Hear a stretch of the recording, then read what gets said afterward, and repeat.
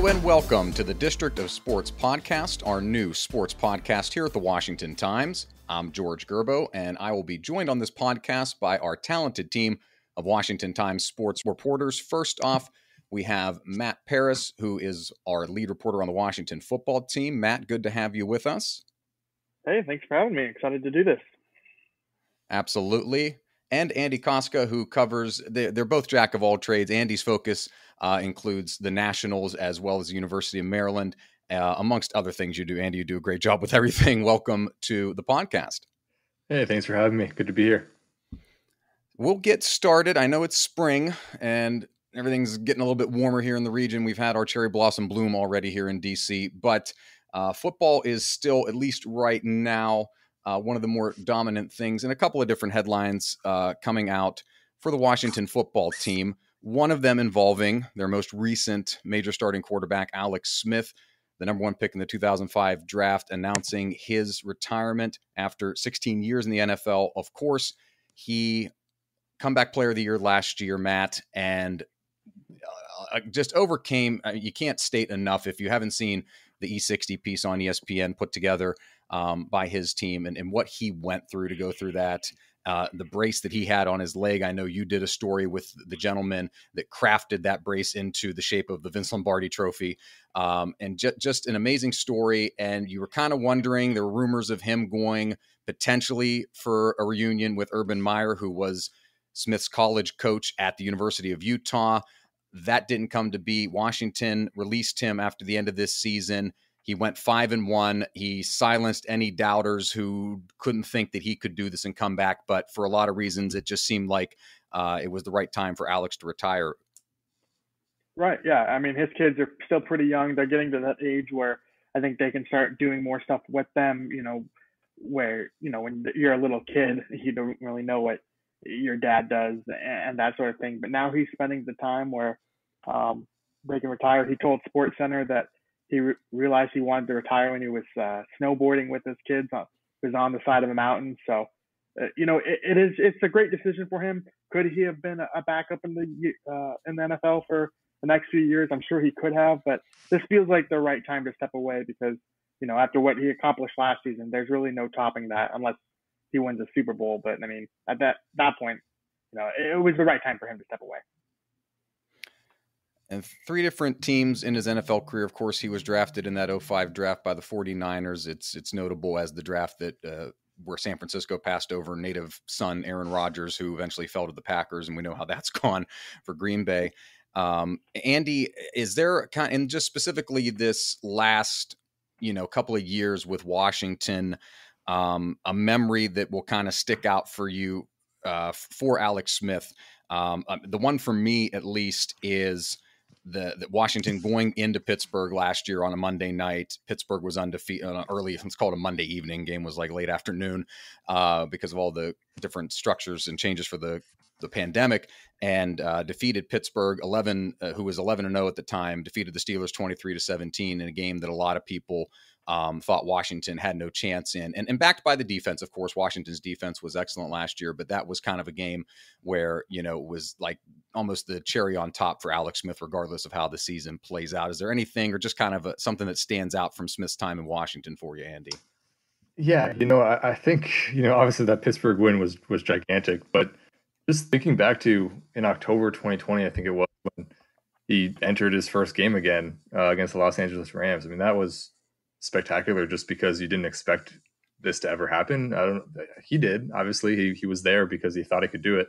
But I guess from the outside, there was not a huge amount of belief in that, a guy that suffered such a gruesome injury, such a long comeback trail, could actually complete the comeback. And he did. And that's awesome. So I don't think he lit the world on fire in that game. But he did it. And that's kind of the exciting thing, is that, Washington fans got to watch this pretty remarkable comeback journey. And yeah, he brought success with him. I mean, the numbers for him, the stats weren't always there, but 5 wins is 5 wins, and you'll take that. So it was cool to see. But yeah, just the first time he got back on the field was pretty special. Five wins, and yeah, go ahead, Matt. Oh no, just to follow up on that. I mean, the whole training camp, we were wondering what happens when Alex Smith is going to get hit. Can he take a hit? And one of the first plays was Aaron Donald jumped on his back and he got up and he was sacked 5 more times that game. And so, it was he could withstand the punishment, and that in itself was just truly remarkable. In a season where obviously we know the NFC East was in a bit of a down year last year, but still 5-1 for Washington allowed them to rise and take the division title for the first time since 2015. It's not nothing to sneeze at. It still was a playoff appearance, and it still was a division title for Washington, where those have been kind of sparse for Washington over the last decades or so. That's kind of a good way to transition into what Washington needs to do to make those playoff appearances happen more frequently, Matt, over the next couple of seasons. As we look at the NFL draft that's coming up here in a few weeks, Washington is currently slated to pick at number 19. They've got 8 picks overall, including 2 third-rounders and 2 seventh-rounders as that currently stands. But what are you sensing, and what are you hearing about? We've already had 2 trades that have disrupted the order of the first round so far in this year's NFL draft. Is Washington inclined to move up to take a quarterback? They've been rumored around North Dakota State quarterback Trey Lance. They've already signed Ryan Fitzpatrick here in the offseason, but obviously with Fitzpatrick's age, that's not a long-term solution at the position. Right, yeah. I mean, there's been some buzz about them trading up. They do like Trey Lance, but, it's one of those, I'll believe it when I see it. I just don't think Washington is in the position right now to really pull the trigger on what it would actually cost to take up. You look at the San Francisco 49ers, they gave up their 2022, 2023 first-round picks and an additional third-round pick next year. So that was a heavy haul to move all the way up to 3. Maybe if a quarterback starts to slide to 7 or 8, it wouldn't be that much of a haul, but I think they would still probably have to give up their first-round pick next year.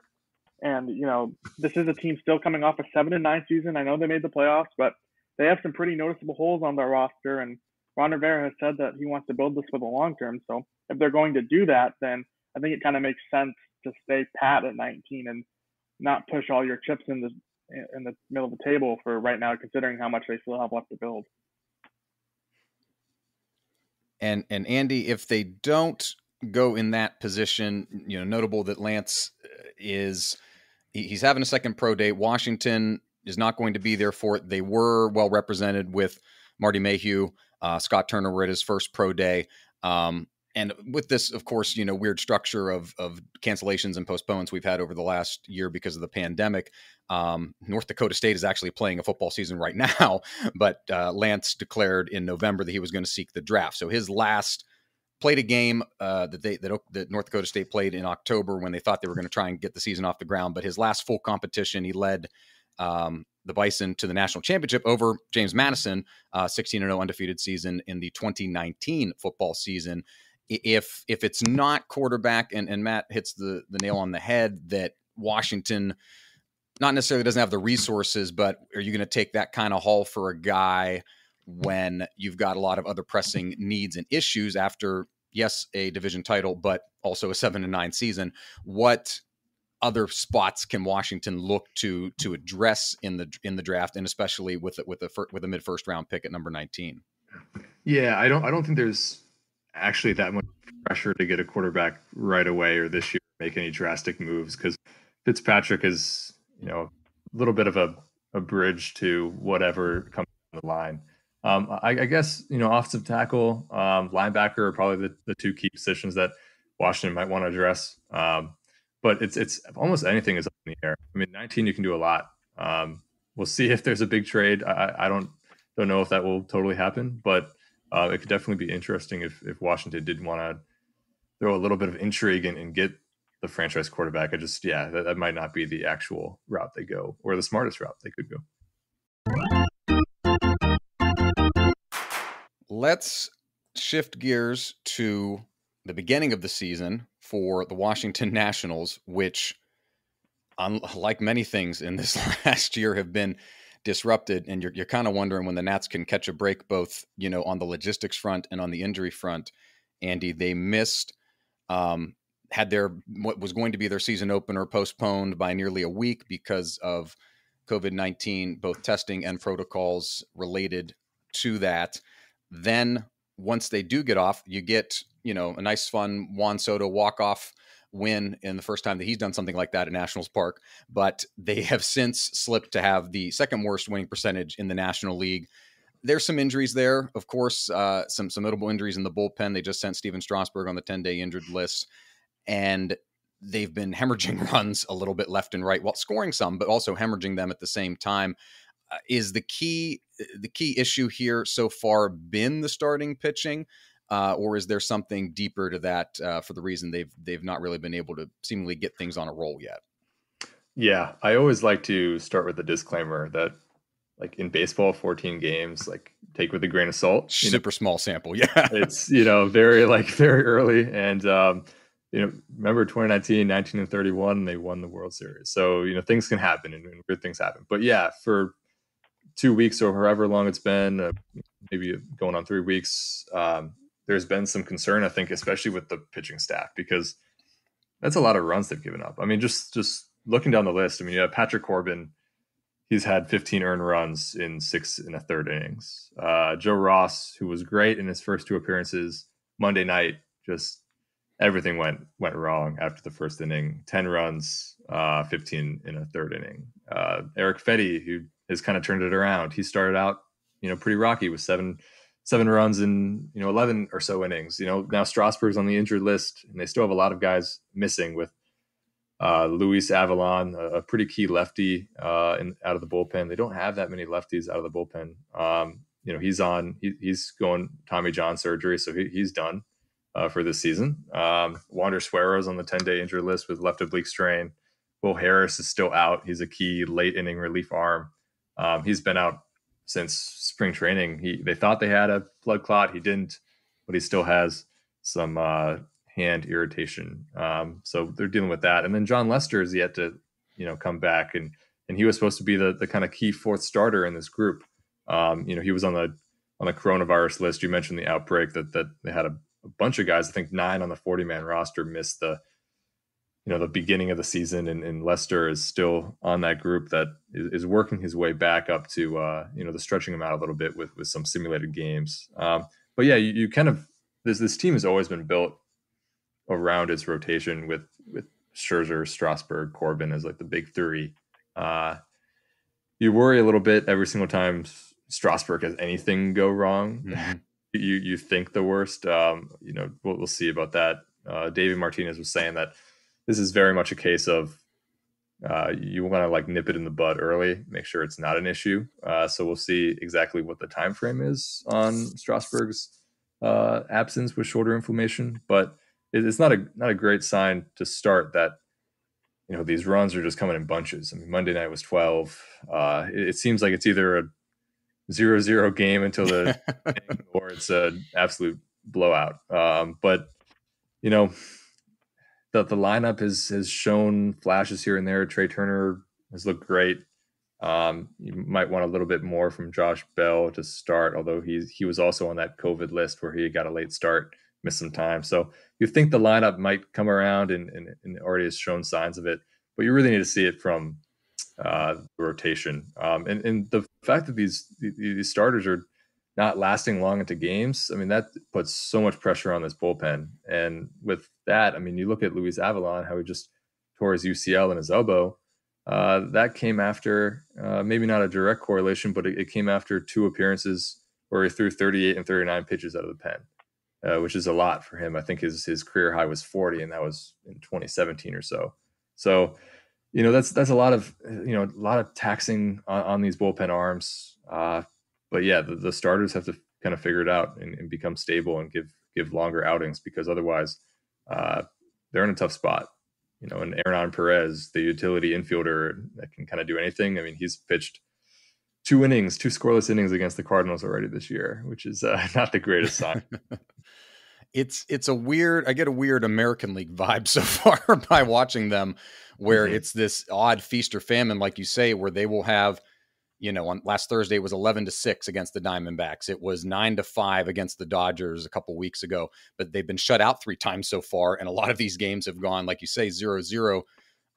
deep into the ball game. So they're able to put some offense together, but there are some parts there that need to just come together. And it's something we don't want to say too much in sports, because we think of our athletes as these gladiators. Sometimes they're able to overcome blah, blah, blah, all this type of stuff. But, going from a full on spring training to then essentially pausing all activities for a week before you're supposed to start the season, can and should be considered as, Davey Martinez wouldn't use it as an excuse, but it was a disruption to their season that no other team, and besides the Mets, who they were supposed to face in that opening series, that no other team in baseball had. So that could also be playing a part in just guys kind of getting together and getting into the rhythm that they know what they need to do. Yeah, exactly. I mean, there some of the players had some pretty unique and clever ways to stay in shape during the time they were quarantining in the house. I mean, Kyle Schwarber talked about, he put on virtual reality goggles and pretended like he would see these pitches coming in front of him, and he'd kind of do his stride and stuff, and just kind of time up his body as if he was going to swing. They had nets and batting tees in the house for swings.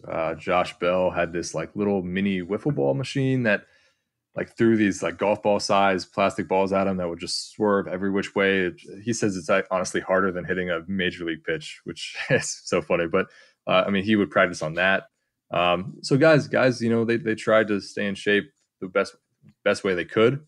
But it's different when you're not actually on the field, seeing live batting practice and seeing, actual game moments. And the only way to kind of get back into shape is playing the game. So, I think they don't want to use it as an excuse. But I think it is a fairly decent one at the same time, because that thing, it kind of went from, out of spring training to such a standstill for some of these guys, which is tough. So they're getting back into it.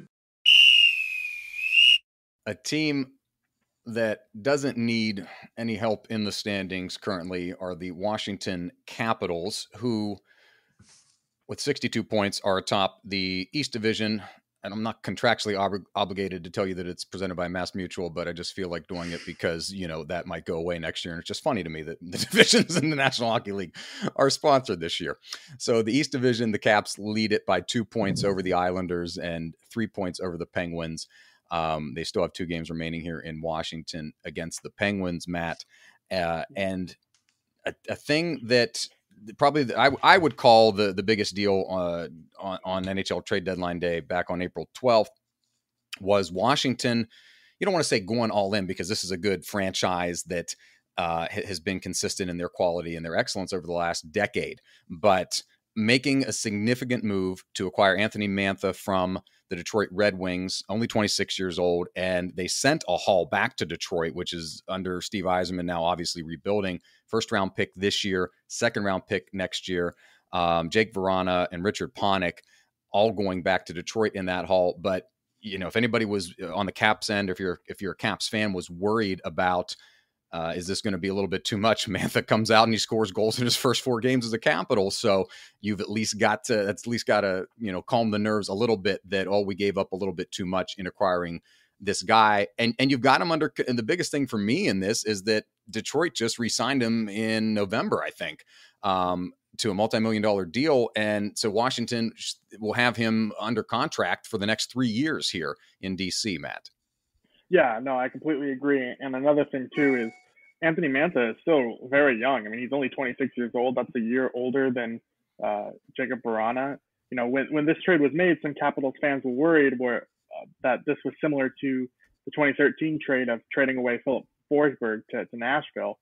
But, that's not the same situation at all, because the player that they got back is relatively young compared to when the Capitals got back Urtat a few years back. And, Mantha has scored more goals in these five or so games than Urtat did his whole tenure, I believe. So it looks like a really great trade. It's kind of what they needed.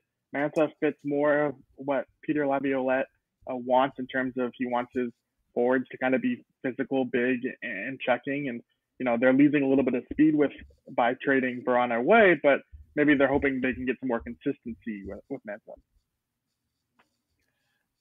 Consistency there, and almost consistency in the net, which I don't know if there's going to be one thing that hinders them. If you had to tell me now, like, hey, this team isn't going to make it to the Stanley Cup final, which in my opinion, they're the favorite now, even though you've got some other teams in between Boston and between Florida who are making some runs. But if there was something that I had to point out that's going to hold them up a little bit, it would be the goaltending. Am I right about that, or is there something else that you see that kind of looks like something that could trip them up? No, yeah, I would agree with that. I mean, Samsonov and Vanacek, they've shown so much promise at certain points, but the fact that a number one really hasn't emerged, I think is a little bit concerning. You know, you would want someone to clearly take the reins here as they get towards the playoffs, and I guess that is Vanacek, but he's not on a complete tear to the point where you could, like, I could certainly see him getting benched in a playoff game if he struggles. He hasn't really solidified that position. It reminds me a little bit, though, of what Braden Holtby and Philip Grubauer were going through a couple years ago when they won the Stanley Cup. Now, obviously, Holtby was a proven goaltender at that point, but you had him looking over his shoulder because of Grubauer, and Grubauer was playing well, but yet that situation sorted itself out, and Holtby was rock solid to the playoffs. So, you know, I think that's kind of what Caps fans are hoping for, is that one of these guys takes the reins here. But, you know, just because they are so young and they don't have that experience, I think is a little bit cause for concern. And Andy, do you see any kind of favoritism one way or the other from Peter Laviolette? And I only bring that up because, you know, Matt hits on what the situation reminds me of on my end. If you recall back, you know, in the 2016-17 years in Pittsburgh between Matt Murray and Marc-Andre Fleury, where it was Fleury's job, and a lot of people in Pittsburgh believed that Matt Murray was Coach Mike Sullivan's guy. And after the Capital Series in 2016, he went to Matt Murray, and it was kind of Matt Murray's job from then on out. It's not the NFL thing where, you know, if you have two quarterbacks, you have no quarterback. You can have two goalies and have two goalies in the NHL. Begrudging egos sometimes, but yeah. Is there any kind of way that you think Laviolette is leaning, or it's just, you know, I'm gonna ride the hot hand as I've got it, and if this gets us, you know, to another Stanley Cup, so be it? Yeah, I mean, he's kind of, this entire season has talked about just riding the hot hand, and that he doesn't have an exact, doesn't want to pick a starter at this point in time, doesn't as in a clear number one at this point in time. He hasn't really shown that he's even really sticking with one for an extended period of time, besides obviously when Samsonov was out with COVID earlier this season, at the very beginning of the season. That was Vanacek's job. And Vanacek did a pretty good job during that stint, which I think, if anything, maybe he's the slight favorite of the two, just because has been a little bit here longer this season, maybe a little bit more consistent, but we'll see. I mean, they're kind of switching back and forth lately. Vanacek just allowed 6 goals against Boston on maybe that was Sunday. So it could go back and forth. I don't think he totally has a clear number one favorite. I don't think he even needs it at this point. He's pretty comfortable with going kind of back and forth between the pair. But yeah, in the playoffs, I think that's when things get a little bit more like you need a number one, or at least a little bit of a semblance of one to ride. So we'll see when that becomes closer to the playoffs. There's only 10 games left. So we'll see. But yeah, right now I think he's pretty comfortable with rotating. 10 games left spread out over the course of 3 weeks here. And they're going to get, the trial and see where they're at here immediately. I mentioned they're two up on the Islanders, 3 up on the Penguins. Those teams they will play in their next 5 games, 3 games against the Islanders, 2 games against the Penguins.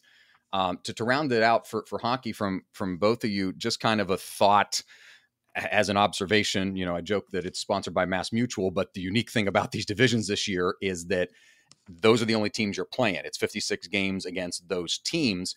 Do you, as a hockey observer, do you get a sense of hey, this is unique, and you enjoy it because it is solely games against the teams that matter, and not to diminish points against teams you'd play like Winnipeg or Edmonton, but every game here and every point matters because these are the only teams you're playing, and you can't go and make up games on a West Coast swing or make up games against another division opponent. Do you have a sense, or do you seem to enjoy this format where it's consistent? Well, they're going to play this team for the next 2 games, and then they're going to go play this team for the next 3 games. Or is it better to see, hey, we're going to take Ovechkin, we're going to take the Capitals and see him play in LA, and that's unique, and see him play in Arizona and San Jose and teams that you otherwise wouldn't see? Or do you prefer this kind of just guerrilla division format? These are the only teams we're going to see for the rest of the year, and we're going to see them 8 times and a lot of consecutive games against these teams, Matt. Right. Well, I think it works a lot for this condensed schedule. It's a 50-game, 6 slate, and it really feels like a sprint in a sense. And so that's kind of fun. You get the traditional rivalries over an 82-game stretch.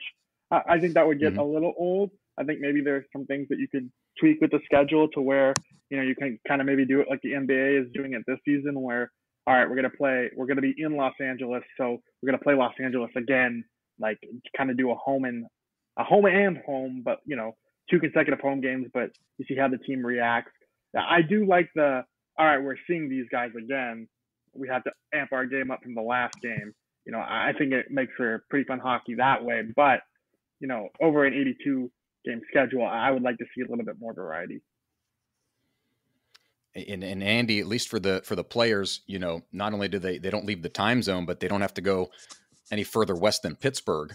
I'm not saying that it makes it easy in terms of that type of travel, but the nature of these games still being condensed and you're still playing some back-to-backs still means there's not really any kind of quote-unquote breaks, as you want to call them.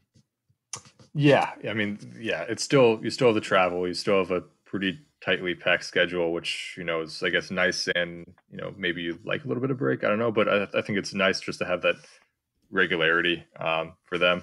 But one thing they've talked about since the very beginning is like these games almost feel like playoff games because they do matter so much. I mean, you're seeing, I just take Boston, for instance. I mean, Boston leads the series 7 games so far, 4-3. And if this was a playoff series, I mean, like, goodness, those 7 games are phenomenal, back and forth.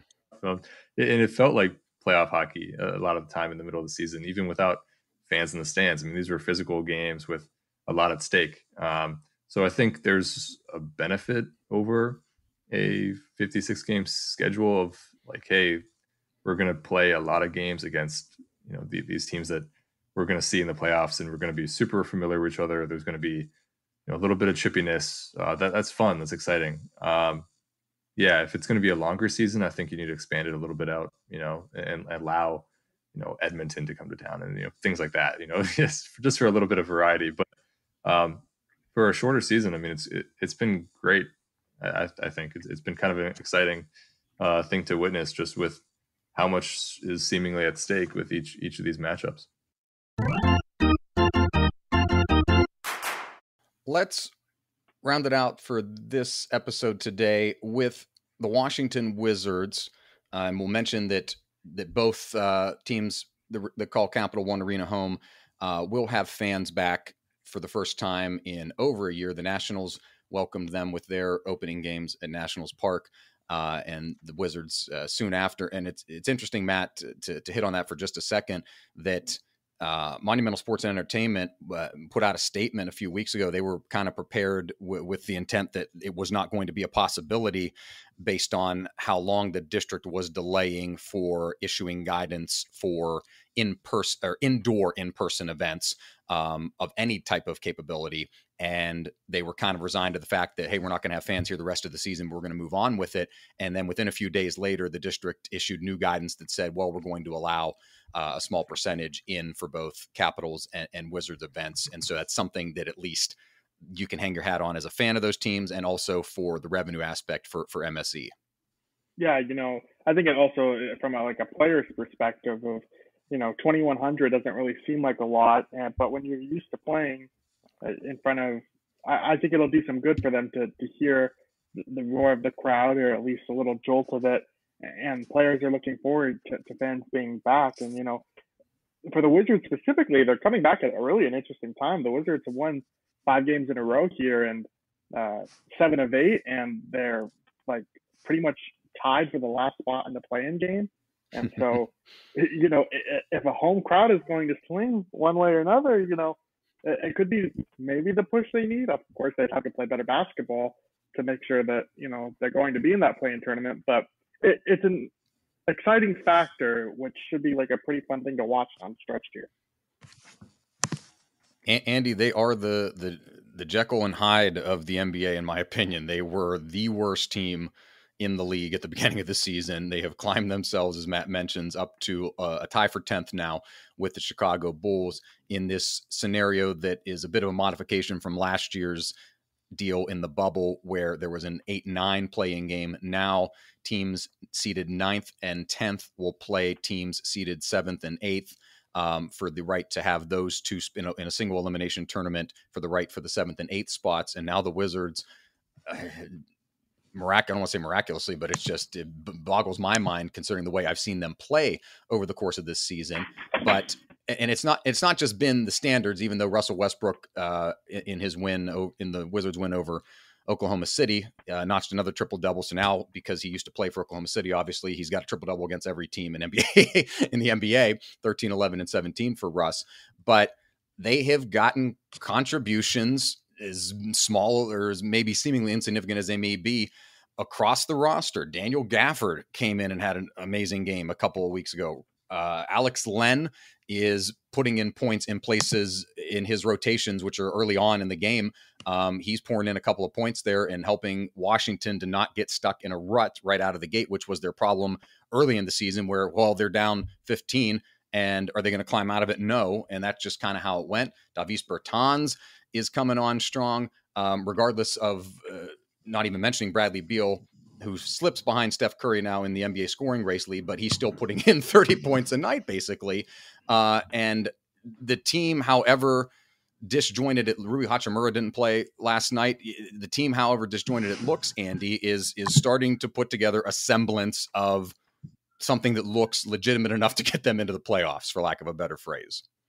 Yeah, I think it's kind of funny because I think the two additions they made have really maybe, turn the season around, but they've offered big boosts, and that's Alex Len and Daniel Gafford. You look at Daniel, I think he's averaging, double-digit points in his 8 games since coming here in that trade. I think just having the interior presence has been pretty important, especially after losing Thomas Bryant. Getting those two guys has added a lot to this team. And then you look kind of down the bench and you suddenly see they have, they might have a little bit more depth than maybe was apparent at the beginning of the season, be it Ish Smith or Raul Neto. Those guys they put in decent minutes and they're not lighting the scoreboard on fire. I don't think they need to with Beal or Westbrook. You don't need scores everywhere. But yeah, suddenly this team looks like they could make a playoff push. And who knows what actually happens in the playoffs, but it's definitely kind of funny that they're in this position, but I think they deserve to be in this position at the same time, based on how they played and how the players have come together in this way. Matt, to round it out, something that they can look to improve that's going to kind of shore up this team for now. The thing underneath is probably the biggest thing that I see when watching this team, and I know that's not the sexiest thing because this is a league of perimeter shooting at this point, but and Davis Bertans has shown that he can do some of that. You're going to get it from Beal and Russ. I haven't seen it as much from guys like Denny Avdia and Rui, although there's some makings of something there. But underneath, if you can kind of, in my opinion, turn Len and Robin Lopez into a 1-2 tandem underneath where they can be not necessarily intimidating, but still somewhat of a force to be able to grab rebounds, because Westbrook is still pulling down double-digit rebounds a game because he's such a hawk for the ball and following it. Whereas if you can get some of his teammates under there to do that type of thing and get some second chance points, that might be something that can round this team out a little bit as they look to make a playoff push. Yeah, no, and I think it just is kind of the consistency of the role players. Scott Brooks is doing really something interesting here where, we've talked about Alex Len and Daniel Gafford, but he's also using Robin Lopez too. He's using a legit 3-man center rotation, which in the NBA these days is pretty much unheard of. Bradley Beal was saying that he hasn't even played on a team or ever seen a team run a 3-man rotation like that. And so, but it is working. They're doing 16 to 18 minutes a game, and they're all producing. They went 16 of 18 from the field, the 3 of them combined in Monday's game against Oklahoma City. And so, I think getting contributions there. Another guy I would really keep an eye on is Davis Bertans. When his 3-point shot is falling, he just has such an element to Washington's offense, and they really need his shooting, especially since the way that Beal and Westbrook can get to the lane. So, I think contributions out of those centers and Bertans, I do think they could make the plan. Now, can they win the play-in tournament and get the 8th seed? I don't know, but it would be fun to see them most likely get crushed by Brooklyn. But, I'd be really, I think that matchup would contain a lot of star power, and it would be fun to watch, especially since the Wizards haven't been in the playoffs in a few years now. And the James Harden Russ matchup would be fun one to play out. But they've got to win. If they get to 10, they've got to win. They got to win that game, and then they got to win a second game, and then that gets them to the 8. And then congratulations, as you mentioned, you get a date with the Brooklyn Nets as the number 1 seed. Yeah. And technically speaking, the 76ers are the number 1 seed right now if the playoffs ended today. But Joel Embiid, that's no that's no cakewalk either. So no matter who they would face, it would be pretty fun. Excellent. As always, I appreciate it. Andy, let everybody know where they can find your work on Twitter and elsewhere. Yeah, if you feel like following me, it's not that exciting on Twitter, but my handle is AFKOSTKA. And the same for you, Matt? Yeah, you can follow me on Twitter at Matthew_Paris, PARAS. Thank you both. We will continue this in a few weeks. A reminder to find both Andy and Matt there on Twitter, as well as at WashingtonTimes.com/sports. And you can find the District of Sports podcast wherever you get your podcasts. Just search District of Sports. For Andy, for Matt, I'm George. Thanks for listening, and we'll see you next time.